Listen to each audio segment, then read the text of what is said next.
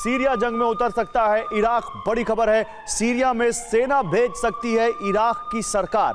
Baghdad में Iran Iraq के विदेश मंत्रियों की बैठक हुई है। सुन्नी विद्रोहियों के खिलाफ शिया एकजुट हो गए हैं। तो सीरिया में न सिर्फ असद सरकार पर खतरा मंडरा रहा है, बल्कि सीरिया में रूसी सेना का प्रभुत्व भी खतरे में है। हमा शहर फतह करने के बाद हयात के लड़ाके रूस के गढ़ यानी होम्स शहर के बॉर्डर पर पहुंच गए। माना जा रहा है कि आने वाले कुछ घंटों में होम्स का हाल भी वही होगा जो अलेपो और हमा का हुआ है। हयात तहरीर अल शाम के फाइटर आने वाले कुछ घंटों में उस शहर पर कब्जा कर लेंगे जहां रूसी सेना के 3 एयर बेस और 1 नेवल बेस है। तो सवाल यही है कि क्या अब सीरिया में असद और पुतिन का दुर्ग कुछ ही घंटों में ढहने वाला है?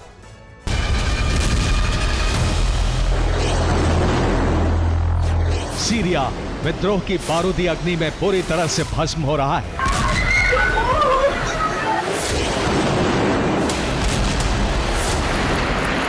सीरिया में न सिर्फ असद सरकार पर संकट बढ़ गया है, बल्कि रूसी सेना पर भी बड़ा खतरा मंडरा रहा है।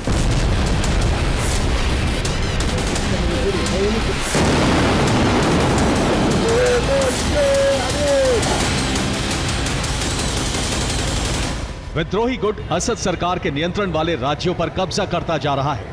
हर बीतते दिन के साथ हयात के लड़ाके एक शहर को फतह करते जा रहे हैं।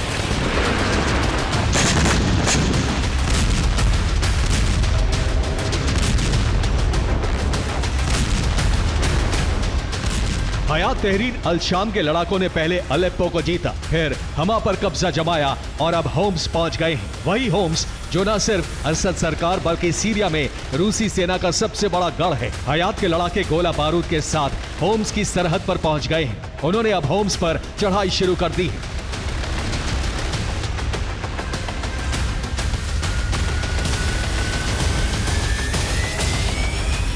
असद सेना और पुतिन की फौज विद्रोही गुट के लड़ाकों पर भीषण बमबारी कर रहे हैं।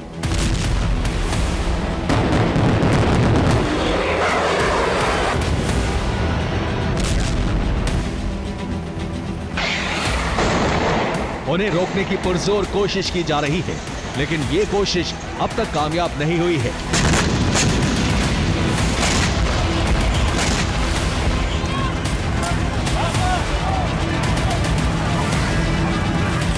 हयात के लड़ाके भीषण हमला करते हुए असद के गढ़ को फतेह करते हुए आगे बढ़ते जा रहे हैं।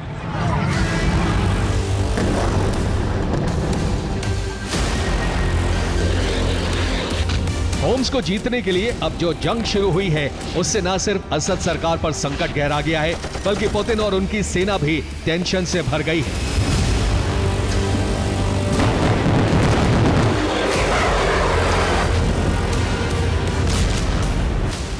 रूस की चिंता इसलिए बढ़ गई है क्योंकि विद्रोही रूसी एयरबेस और नेवल बेस के बेहद करीब पहुंच गए हैं।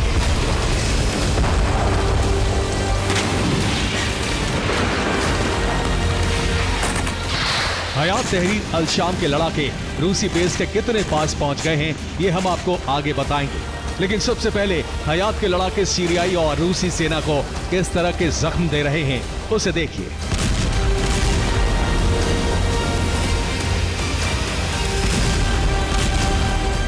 हमा की जीत से विद्रोहियों के हौसले बुलंद हैं। हमा में मिले भारी मात्रा में हथियार और गोला बारूद लेकर विद्रोही होम्स के बॉर्डर पर पहुंच गए हैं।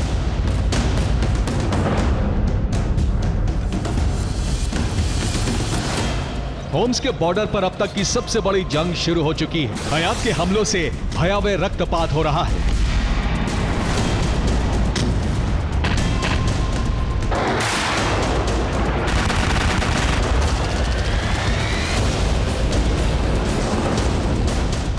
हयात ने सीरियाई अरब आर्मी के एक हेलीकॉप्टर को तबाह कर दिया। हमा में विद्रोही गुट ने सीरियाई सेना पर जबरदस्त हमले किए। हयात के भीषण हमले से डरी सीरियाई सेना को हमा शहर छोड़कर भागना पड़ा।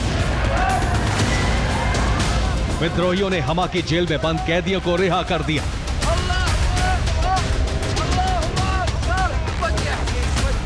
हमा में विद्रोहियों ने गवर्नर के घर पर कब्जा जमा लिया है। राजस्थान में हयात ने सीरियाई सेना के हथियारों को लूट लिया।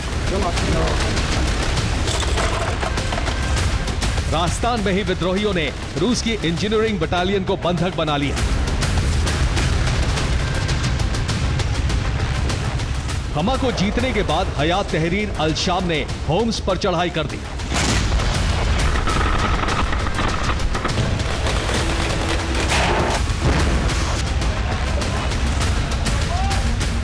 विद्रोही गुट अब तक 50 से ज्यादा लड़ाकू विमान और दर्जनों हेलीकॉप्टर सीज कर चुके हैं।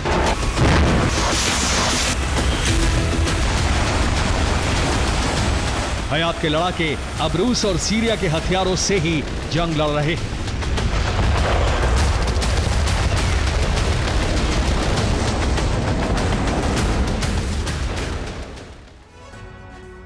तो अलेप्पो और हमा शहर में कब्जा करने के बाद विद्रोही गुट अब होम्स शहर के बॉर्डर पर पहुंच गए। होम्स प्रांत में रूस के 2 एयरबेस हैं, जबकि होम्स के करीब ही रूस का एक नेवल बेस और एक एयर बेस मौजूद है। विद्रोही गुट के लड़ाके रूसी बेस के बेहद करीब पहुंच गए हैं। हयात इस वक्त जहां मौजूद है वहां से सिर्फ 30 किलोमीटर की दूरी पर लताकिया प्रांत में मौजूद रूस का खमीमिम एयर बेस है। इसी तरह विद्रोही गुट टार्टस नेवल बेस से 150 किलोमीटर की दूरी पर है।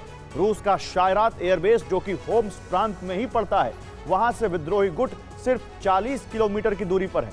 होम्स राज्य में ही पड़ने वाला रूस का तियास एयरबेस विद्रोही की पहुंच से सिर्फ 93 किलोमीटर दूर है। होम्स पर कब्जा होने के साथ ही रूस को इन चारों बेस को खाली करना पड़ सकता है। होम्स जीतने के बाद विद्रोही गुट सीरिया की राजधानी की तरफ कूच करेंगे। वो सबसे पहले होम्स से 82 किलोमीटर दूर मौजूद अल नकब पर कब्जा करेंगे। उसके बाद अल नकब से 80 किलोमीटर दूर मौजूद दमिश्क पर चढ़ाई कर देंगे।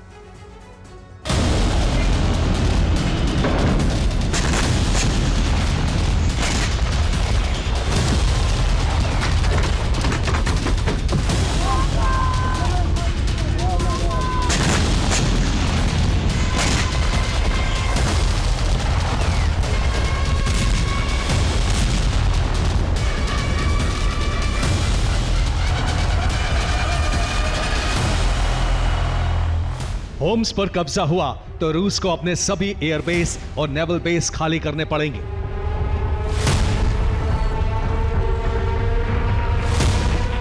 होम्स पर कब्जा हुआ तो विद्रोहियों के लिए दमिश्क फतह करना बेहद आसान हो जाएगा और इसी के साथ सीरिया में असद का तख्ता पलट हो जाएगा।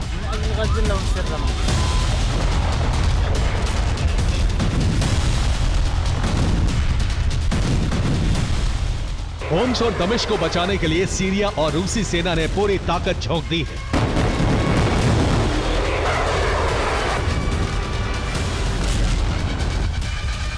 रूसी एयरफोर्स आसमान से जबरदस्त बमबारी कर रही है तो रूस और सीरिया की संयुक्त सेना, जिसे सीरियाई अरब आर्मी कहा जाता है, वो जमीन पर हयात के लड़ाकों को रोकने की कोशिश कर रही है।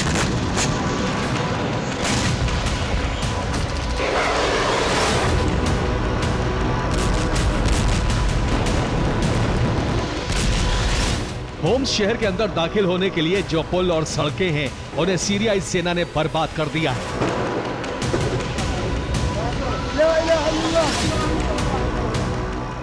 रूसी एयरफोर्स ने बमबारी कर राजस्थान में पुल को बर्बाद कर दिया।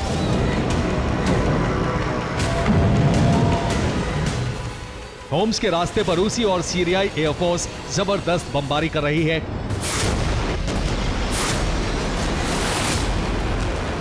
ईरानी प्रॉक्सी के लड़ाके हयात तहरीर अल शाम को रोकने की कोशिश कर रहे हैं।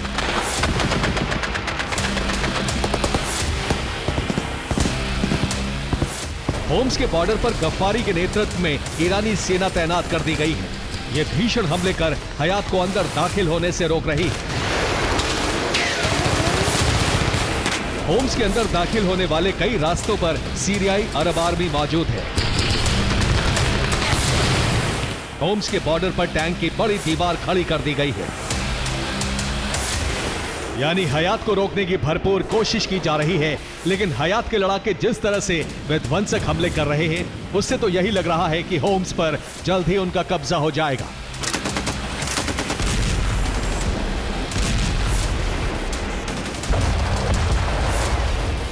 अगर होम्स पर कब्जा हुआ तो बशर राज खत्म हो जाएगा।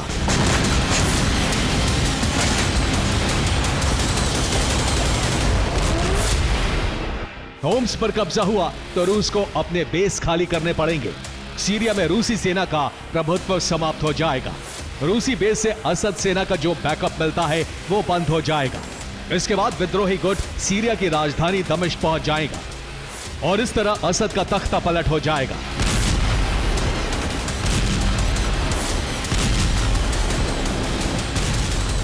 और इस तरह हयात का वो लक्ष्य पूरा हो जाएगा जिसके लिए उसने बारूदी विद्रोह शुरू किया था।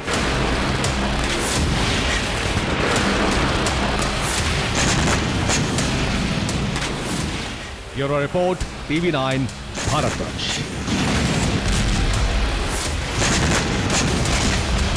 सीरिया जॉर्डन सीमा पर विद्रोहियों का कब्जा हो चुका है। जॉर्डन बॉर्डर पर वाहनों की लंबी कतार लग गई है। जॉर्डन से HTS को हथियार सप्लाई की तैयारी।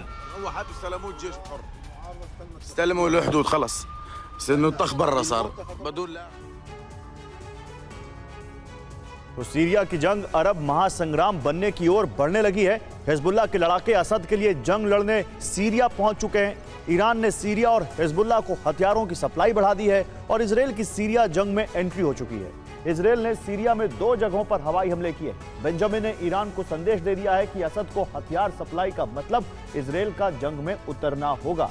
इजरायल ने तय कर लिया है कि होम्स की जंग भड़कते ही उसकी सेना सीरिया पर हमले शुरू कर देगी।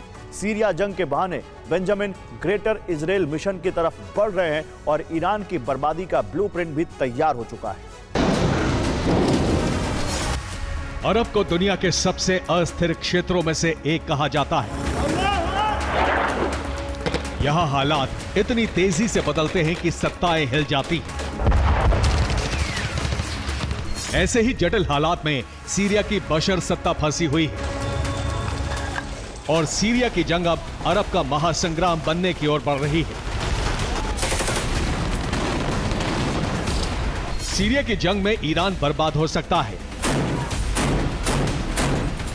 इजराइल सीरिया पर कब्जा कर सकता है। बशर की सत्ता का अंत हो सकता है और यह जंग पूरे अरब में फैल सकती है।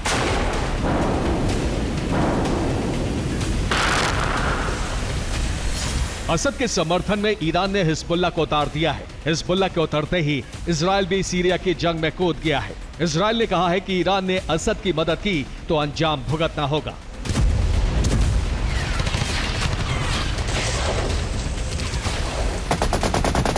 इजराइल के प्रधानमंत्री ने कहा है कि सीरिया की जंग पर सेना की नजर है। बेंजामिन नेतन्याहू के इस बयान का मतलब है कि होम्स में असद की हार के बाद इजराइल सीरिया में सेना उतार सकता है। इजरायली सेना असद के समर्थन में उतरे हिजबुल्लाह पर हमले कर सकती है। इजराइल ने सीरिया में हवाई हमले शुरू भी कर दिए हैं। सीरिया जंग शुरू होने के बाद से इजराइल ने हिजबुल्लाह के सीरियाई ठिकानों पर हमले बंद कर दिए थे, लेकिन अब एक बार फिर बमबारी शुरू कर दी है।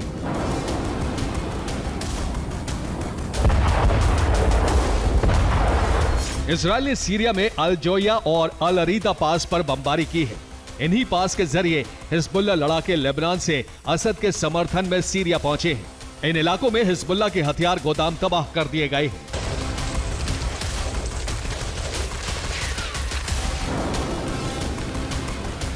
दरअसल असद की सेना हमा की जंग हार चुकी है और ईरान के आदेश पर हिज़्ब प्रमुख नईम कासिम ने होम्स को बचाने के लिए हिजबुल्लाह लड़ाकों को मैदान में उतार दिया है।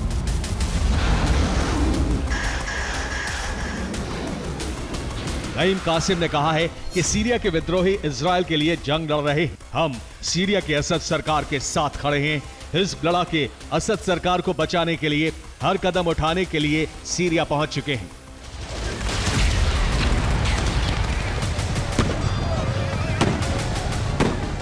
हिजबुल्लाह की जंग में उतरते ही ईरान ने भी सीरिया को हथियार सप्लाई बढ़ा दी है। इजराइल के सेना प्रमुख ने कहा है कि ईरान सीरिया जंग के बहाने एक बार फिर हिजबुल्लाह को हथियार दे रहा है।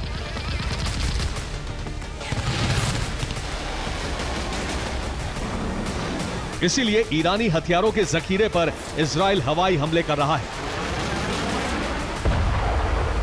इजराइल ने कहा है कि होम्स में विद्रोहियों का कब्जा हुआ तो आतंकी इजराइल में दाखिल हो सकते हैं।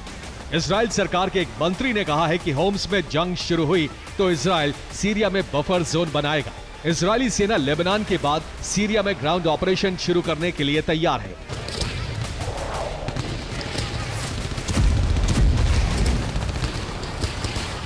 इजराइल इसी बहाने से अपने ग्रेटर इजराइल प्लान के विस्तार में जुट गया है।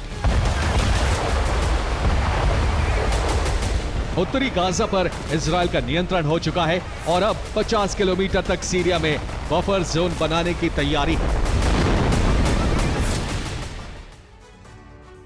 तो सीरिया के गोलन हाइट्स पर पहले से इजराइल का कब्जा है और प्लान है कि गोलन हाइट्स के इलाके से सीरिया में 50 किलोमीटर अंदर तक एक बफर जोन बनाया जाए। अगर होम्स में शुरू होती है जंग तो इजरायली सेना सीरिया पर हमले शुरू कर सकती है। असद सेना हमा और अलेप्पो की जंग में उलझी है। हालात इजरायली हमले के अनुकूल हैं। ऐसे में इजराइल 50 किलोमीटर इलाके पर कब्जा करने के बाद यहां बाड़ बना सकता है। अपनी सेना के वॉच टावर लगाकर ग्रेटर इजराइल के प्लान की तरफ अगला कदम बढ़ा सकता है।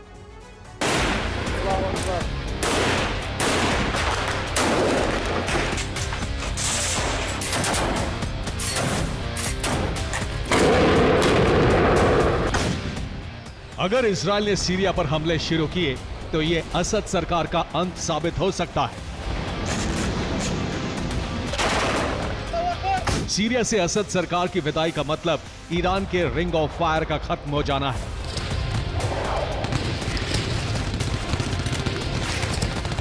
ईरान के प्रॉक्सी संगठन इजराइल पर हमलों के लिए लेबनान, सीरिया और यमन की जमीन का इस्तेमाल करते हैं।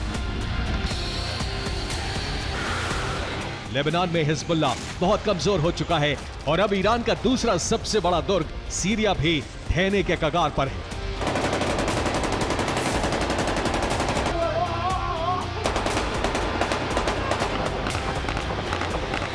असद की विदाई के साथ ही सीरिया में ईरानी प्रॉक्सी भी टुकड़े टुकड़े हो जाएंगे। ईरान के लिए सीरिया कितना महत्वपूर्ण है इन आंकड़ों से समझा जा सकता है। असद सरकार को बचाए रखने के लिए ईरान अब तक 4,25,000 करोड़ रुपए खर्च कर चुका है। ये ईरान की जीडीपी के 15% हिस्से के बराबर है। इसके अलावा 2,55,000 करोड़ रुपए असद सरकार को खर्च के लिए दे चुका है। ईरान सालाना 50,000 करोड़ रुपए सीरिया की सैन्य मदद पर खर्च करता है। इसके अलावा हर महीने प्रॉक्सी पर 32 करोड़ रुपए खर्च किए जाते हैं।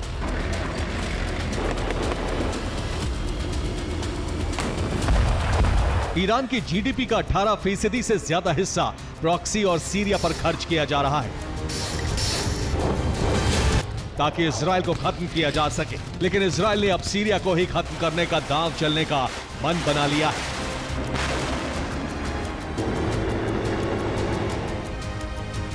सीरिया में विद्रोह के पीछे इजराइल और अमेरिका को माना जाता है। इस विद्रोह के शुरू होते ही इजराइल ने सीरिया पर हमले की प्लानिंग भी कर ली है।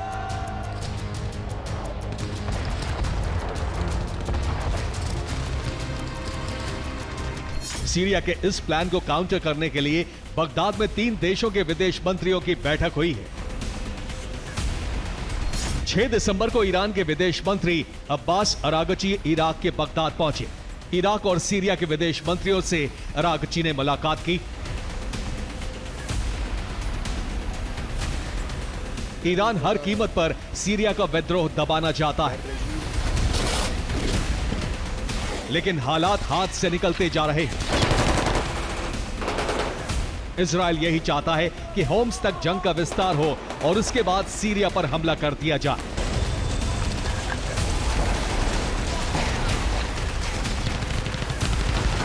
अगर इजराइल सीरिया पर हमले करता है तो ईरानी सेना भी सीरिया की जंग में उतर सकती है।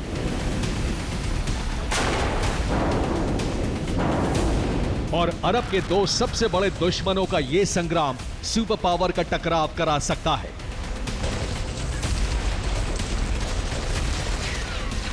Bureau report, TV9 Bharatvarsh. और हमा जीतकर होम्स की तरफ बढ़े विद्रोही। सीरिया के होम्स में छिड़ने वाली है बड़ी जंग। रूस ने होम्स से हेलीकॉप्टर हटाकर दमिश्क भेजे।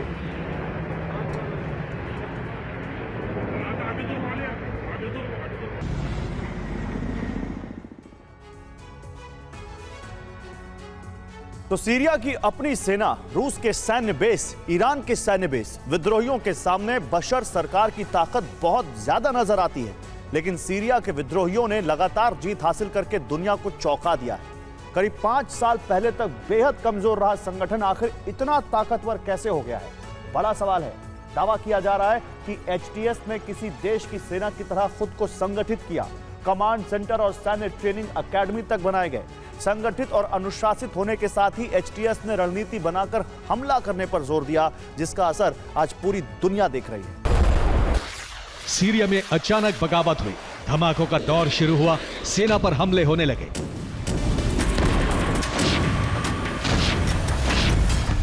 सिर्फ 10 दिनों में कई शहरों पर विद्रोहियों का कब्जा हो गया।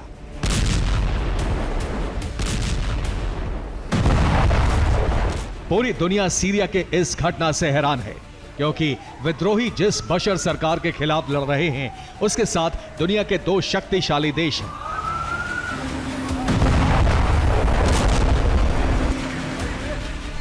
फिर भी अचानक एक गुमनाम नाम गोलानी ने अपने लड़ाकों के साथ सीरिया में हड़कंप मचा दिया। सीरिया में रूस की सेना की तैनाती है, कई फाइटर जेट तैनात हैं। ईरान की सेना मौजूद है, ईरान और रूस के आधुनिक हथियारों की मौजूदगी है।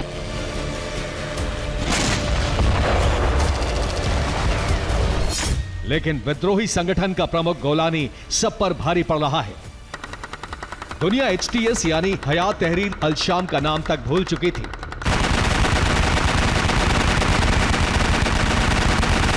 ये वही संगठन है जो बारूद से भरे ट्रक से टक्कर मारकर हमला करता था।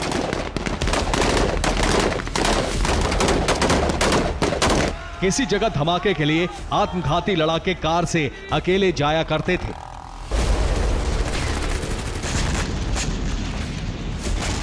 दो 2017 के बाद से सीरिया के छोटे से कोने में सिमटा यह ग्रुप अचानक इतना ताकतवर होकर उभरेगा, यह किसी ने सोचा भी नहीं था। एचटीएस के लड़ाके अब सैनिकों जैसी वर्दी पहनते हैं। एचटीएस के लड़ाकों के पास वॉकी टॉकी और मिनी ट्रक हैं। लड़ाके अब आधुनिक हथियारों से लैस हैं। सबसे अहम अनुशासन, रणनीति और कमांडर्स के आदेशों का पालन है।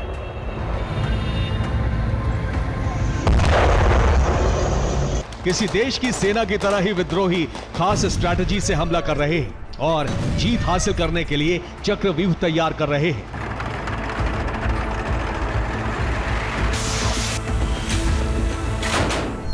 यूक्रेन की तरह ही ड्रोन विद्रोहियों का सबसे घातक हथियार है। विद्रोही मिसाइल और रॉकेट से प्रहार कर रहे हैं। विद्रोहियों के पास महीनों की जंग लड़ने का सामान मौजूद है।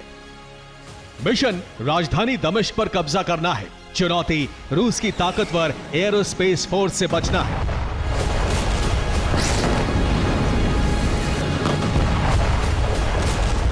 विद्रोहियों के हमलों के बाद रूस ने हवा से जबरदस्त हमलों की शुरुआत कर दी।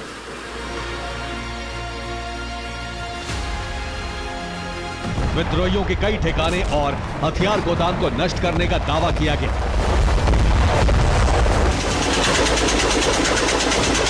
लेकिन जंग के नतीजों में इसका कोई असर नहीं दिखा। विद्रोही रूस की सेना को चकमा देने में कामयाब रहे। हथियार गोदामों को पहले ही खाली किया जा चुका है। विद्रोही हमले से पहले ही अपने ठिकाने बदल रहे हैं। नतीजा यह हुआ कि रूस का बारूद इमारतों को खंडहर बनाता रहा।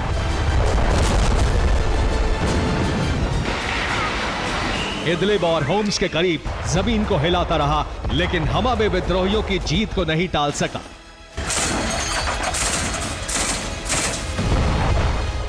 इसकी सबसे बड़ी वजह है विद्रोहियों की रणनीति, जिसे कुछ खास लोग तैयार कर रहे हैं।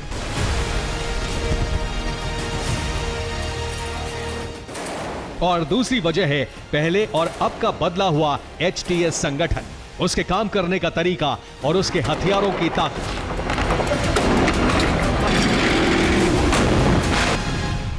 एचटीएस कितना बदल चुका है आपको दिखाते हैं।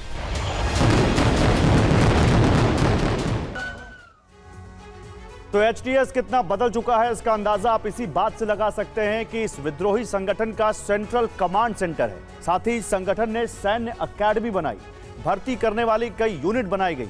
इसी वजह से एचटीएस में बहुत तेजी से लड़ाकों की भर्ती हुई। अपनी अकेडमी होने की वजह से लगातार ट्रेनिंग जारी रही। एचटीएस ने कुछ ही महीनों में 30,000 लड़ाके तैयार कर लिए। किसी देश की सेना की तरह एचटीएस के पास अपनी ड्रोन ब्रिगेड है, आर्टिलरी ब्रिगेड भी है और पैदल लड़ाकों की स्पेशल यूनिट है। एचटीएस के पास अपनी हथियार फैक्ट्री भी है, जहां एचटीएस गाइडेड मिसाइल सिस्टम भी बना रहा है। ड्रोन प्रोडक्शन का काम भी बरसों से चल रहा है, जिसकी वजह से एचटीएस अब शाहीन ड्रोन से लैस है। युद्ध के बाद एचटीएस ने सीरियाई सेना के हथियार जब्त किए हैं। कई एयरबेस पर कब्जे के बाद अब एचटीएस के पास रूसी हथियारों का जखीरा है। एयरबेस पर कब्जे का मिशन इसी वजह से चलाया गया था। सीरिया में हथियार गोदामों पर हमला करके भी एचटीएस को हथियारों का जखीरा मिला है।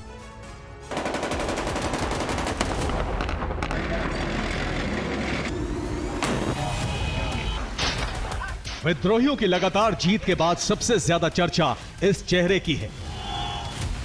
बरसों तक जहां तहां बंकर में गुमनामी की जिंदगी बिताने वाला गोलानी ईरान के बड़े बड़े कमांडर्स की प्लानिंग पर भारी पड़ा है।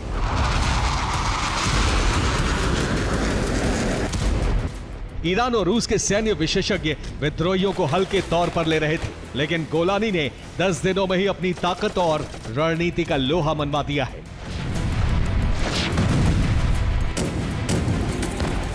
दमिश्क कब्जे के लिए विद्रोहियों ने एक खास रूट तैयार किया है। हवा से हमले करने के दौरान विद्रोही आगे बढ़ रहे हैं। सेना का ध्यान भटकाने के लिए कई मोर्चे से प्रहार हो रहा है। विद्रोहियों की कामयाबी की सबसे बड़ी वजह उनका खुफिया तंत्र है।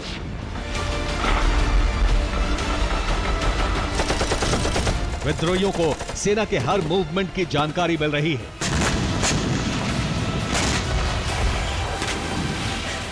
सेना के विमानों के टेक ऑफ की जानकारी भी रहती है। यही वजह है कि रूस के हवाई हमले नाकाम साबित हो रहे हैं।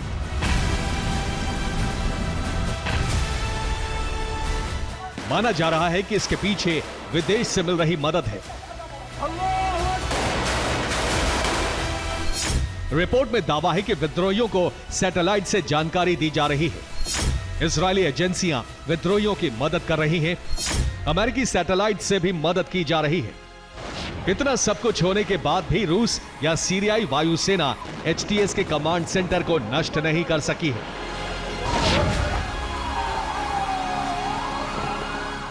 इससे जाहिर हो रहा है कि हमास और हिजबुल्लाह की तरह ही एचटीएस के पास भी सुरंग का मजबूत नेटवर्क है, जिसके जरिए पूरे अभियान को चलाया जा रहा है।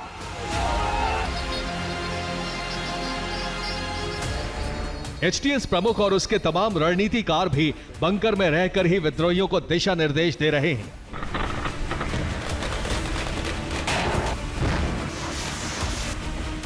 वक्त के साथ विद्रोही कमजोर होने की जगह और ताकतवर हो चुके हैं, क्योंकि विद्रोहियों ने 6 एयरबेस पर कब्जा जमाया और रूसी हथियारों पर अब विद्रोहियों का नियंत्रण है।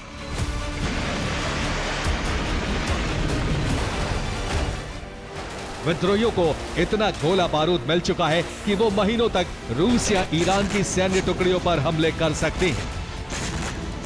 Bureau report, TV9 Bharatvarsh. तो पुतिन कीव मिशन को आगे बढ़ा रहे। यूक्रेन में हथियार और सैनिकों की भारी कमी का फायदा उठाने के लिए रूस के सैनिकों को पूरी रफ्तार से हमला करने का आदेश है। इस्कैंडर मिसाइल और ड्रोन से हमले के साथ ही जीत की रफ्तार भी तेज है। एक रिपोर्ट के मुताबिक यूक्रेन इतना लाचार हो चुका है कि रूसी फौज हर दिन 20 किलोमीटर इलाके पर कब्जा करने में कामयाब हो रही है। भारी बर्फबारी से पहले पुतिन अधिक से अधिक हिस्से पर रूसी फौज की मौजूदगी चाहते हैं। हर दिन आगे बढ़ रहा है पुतिन का विजय रथ।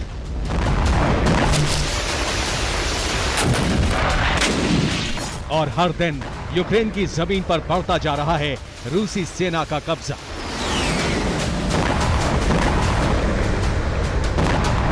बेहद कम हथियार और कम सैनिकों के साथ युद्ध में डटा यूक्रेन अब बेहद कमजोर पड़ने लगा है। दूसरी तरफ से तूफानी रफ्तार से रूस की सेना आगे बढ़ रही है और यूक्रेनी फौज के लिए उन्हें रोक पाना मुश्किल हो रहा है।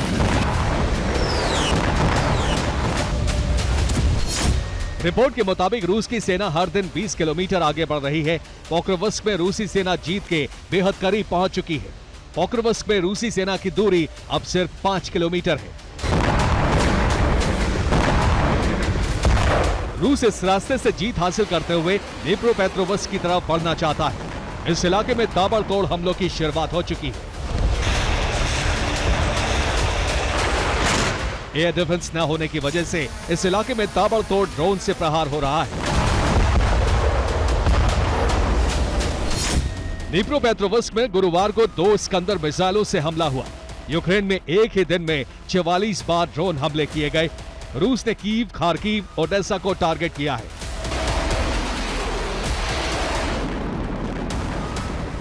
युद्ध में आर्टिलरी की कमी के बाद रूस ने ग्लाइड बम का इस्तेमाल बढ़ा दिया है। यूक्रेन सेना पर लगातार बम से प्रहार हो रहा है। खास तौर से डोनेट्स्क और कुर्स्क में ग्लाइड बम का सबसे अधिक इस्तेमाल हो रहा है।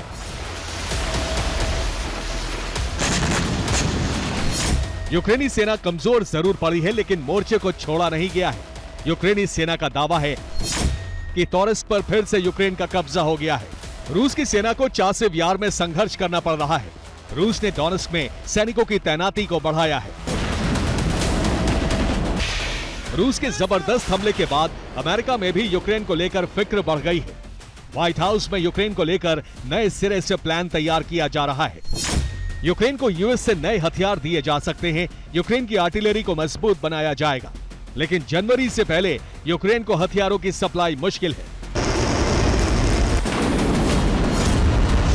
नए साल की शुरुआत तक यूक्रेन में हथियारों का भारी जखीरा पहुंच जाएगा, लेकिन चुनौती तब तक युद्ध में टिके रहने की है। दूसरी तरफ रूस में हथियार और सैनिकों की दिक्कत दूर हो गई है। रूस लगातार तैनाती बढ़ा रहा है। यूक्रेन ने सैनिकों की कमी को पूरा करने के लिए मशीनों का इस्तेमाल शुरू कर दिया है। यूक्रेन ने वॉर जोन में 10,000 ड्रोन को तैनात किया है। यूक्रेन के ये ड्रोन सैनिकों का सामान ढोने के काम आएंगे। 30,000 हमलावर ड्रोन बनाने पर काम चल रहा है।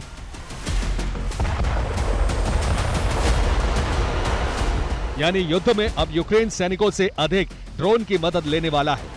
जल्दी रूस के खिलाफ यूक्रेन के 40,000 ड्रोन युद्ध में शामिल होंगे। यूक्रेन में ड्रोन का प्रोडक्शन भी तेजी से चल रहा है। इस बीच रूस ने यूक्रेन पर प्रतिबंधित जहरीले केमिकल के इस्तेमाल का आरोप लगाया है। यूक्रेन के एक कर्नल को आरोपी भी बनाया गया है। रूस का आरोप है कि क्लस्टर बम के जरिए बैन हथियारों से यूक्रेन ने कुर्स्क में हमले किए। रूस के हमलों के बीच यूक्रेन का प्रहार भी जारी है।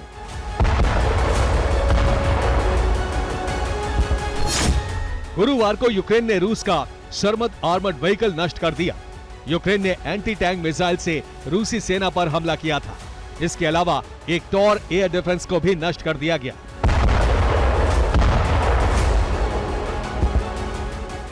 खार्किव में भी यूक्रेन ने मजबूत स्थिति हासिल कर ली है और रूसी सेना के हमलों को रोकने में कामयाब रही है। रूसी सेना की कोशिश है कि नए साल में रूसी प्रेसिडेंट को जीत का बड़ा तोहफा दिया जा सके। बर्फबारी की रफ्तार भी अब और तेज होने लगी है। इससे पहले कोशिश है कि रूस अधिक से अधिक इलाकों तक पहुंच सके और उस पर कब्जा हो सके।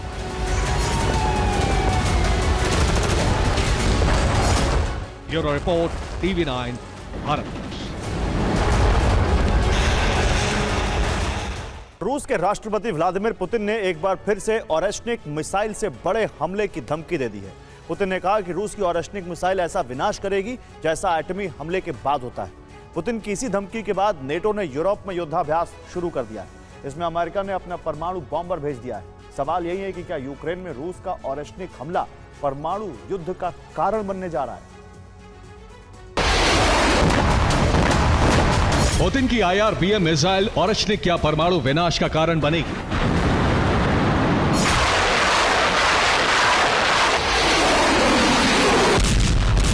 क्या ओरेश्निक विस्फोट की वजह से रूस नेटो में महायुद्ध छिड़ जाएगा?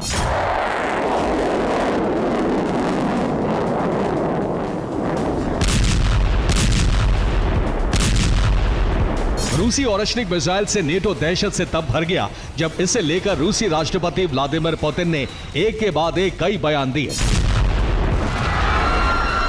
पुतिन ने कहा कि अगर एक साथ 4 ओरेश्निक मिसाइलें दागी जाएं तो जो विनाश होगा वो एटमी विनाश जैसा ही होगा।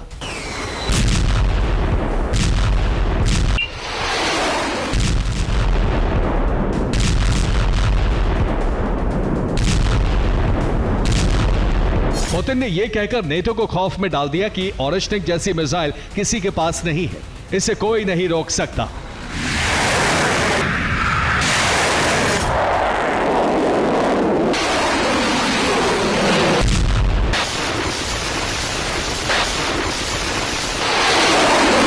रूसी राष्ट्रपति ने कहा कि यूक्रेन में रूसी सेना के टारगेट सेट हो चुके हैं। इन टारगेट को रूस ओरेश्निक मिसाइल से ही ध्वस्त करेगा।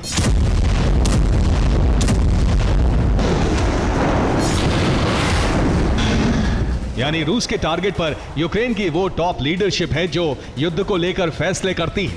पुतिन के ऐसी ऐलान के बाद परमाणु युद्ध की आशंका बढ़ गई है।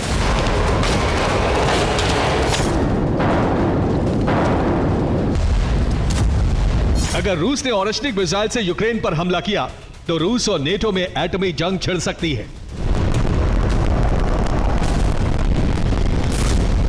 ब्रिटेन के सेना अध्यक्ष टोनी रैटकिन ने कहा है कि हम परमाणु युद्ध के युग की शुरुआत में हैं। यह जंग बहुत ही खतरनाक होगी।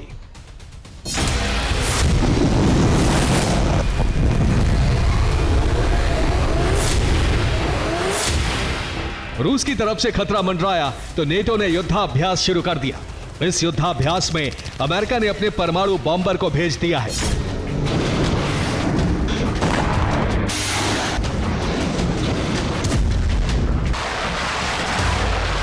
मतलब ये कि तैयारी दोनों तरफ से है।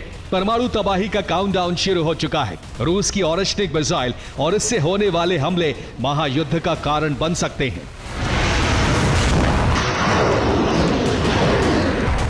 Bureau report, TV9 Bharatvarsh. और अब उस ट्रेन के बारे में रिपोर्ट जिसे चीन बना रहा है। यह कोई आम ट्रेन नहीं है बल्कि विमान से भी तेज दौड़ने वाली ट्रेन होगी। एक अद्भुत, अकल्पनीय और अविश्वसनीय ट्रेन का निर्माण हो रहा है।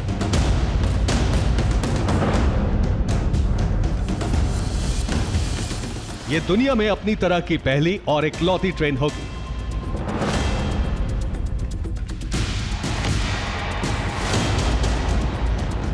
चीन जो ट्रेन बना रहा है उसके बारे में सुनेंगे तो चौंक जाएंगे। चीन फ्लोटिंग ट्रेन बना रहा है, यानी तैरने वाली ट्रेन।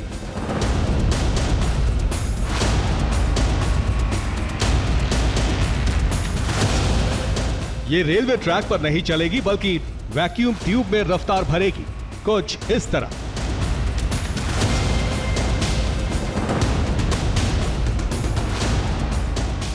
इस ट्रेन की रफ्तार विमान से कहीं ज्यादा होगी। यात्री अपने गंतव्य पर बहुत जल्द पहुंच जाया करेंगे। अभी यात्री विमान औसतन 925 किलोमीटर प्रति घंटे की रफ्तार से उड़ान भरते हैं, लेकिन चीन की तैरने वाली ट्रेन की स्पीड इससे कहीं ज्यादा है। ये वैक्यूम ट्यूब में करीब 1000 किलोमीटर प्रति घंटे की रफ्तार से दौड़ेगी।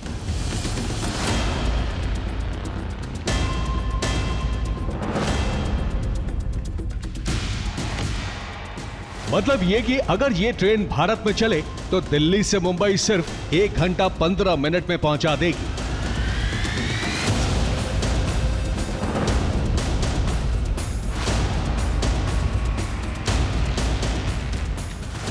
ट्रेन के अंदर लोगों को 5G स्पीड के इंटरनेट सेवा भी मिलेगी। चीन इस ट्रेन प्रोजेक्ट पर बहुत तेजी से काम कर रहा है।